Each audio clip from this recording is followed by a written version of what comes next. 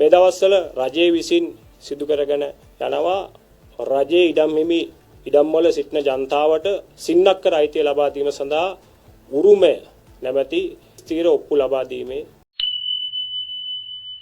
තවත් සුවිශේෂී කරුණක් තියෙනවා මාධ්‍ය අනාවරණය කරන්න. මේ දවස්වල රජයේ විසින් සිදු කරගෙන යනවා රජයේ ඉඩම් හිමි ඉඩම් වල සිටින ජනතාවට සින්නක්කර අයිතිය ලබා දීම සඳහා උරුමය නැමැති ස්ථීර ඔප්පු ලබා දීමේ වැඩසටහනක්. මෙම වැඩසටහන මේ වන්ට දීප්ත ව්‍යාප්තක ක්‍රියාත්මක වෙනවා. මෙම සුවිශේෂී කරුණ වන්නේ කල්මුනේ ප්‍රදේශයේ පුද්ගලයන් 164 දෙනෙකුගෙන් රුපියල් 9 කෝටි 84 ලක්ෂ 30000ක මුදලක් වංචා කළා සාවද්‍ය පරිහරණය කරලා තිනවා.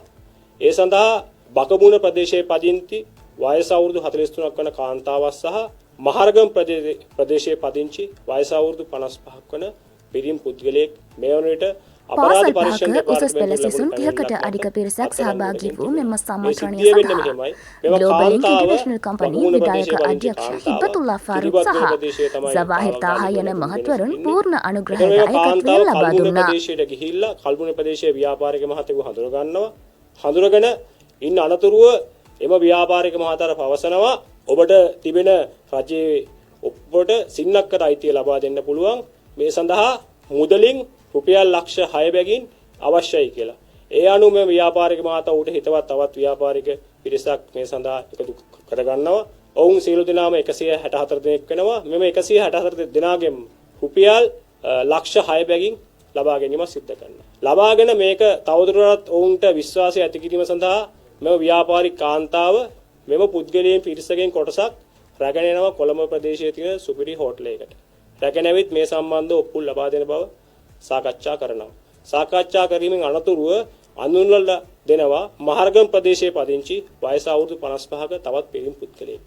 එතකොට මේ පිරිම් පුද්ගලයා අඟවනවා තමන් එවකට පැවති රජයේ මෙම සිදුවීම සිදුවන්නේ 2024 එවකට පැවති රජයේ ප්‍රබල සම්බන්ධකම් තියෙන නිලධාරියෙක් පුද්ගලයෙක් ඒ බව හඟවලා මෙම පුද්ගලයන් 164න් 50ක පමණ කොටසක් රැගෙන යනවා පිටකොට්ටේ පිහිටි සිරිකොත පක්ෂ මූලස්ථානයට. එම සිරිකොත පක්ෂ මූලස්ථානය රැගෙන ගිහිල්ලා මෙම ඔප්පු ලබා දීම සම්බන්ධව අඟවීමෙන් දේශපාලන ඔවුන්ට බලයක් ඇති බව පෙන්වමින් ඒ සම්බන්ධව සාකච්ඡා කරලා නැවත පැමිණීමක් සිදු කරනවා.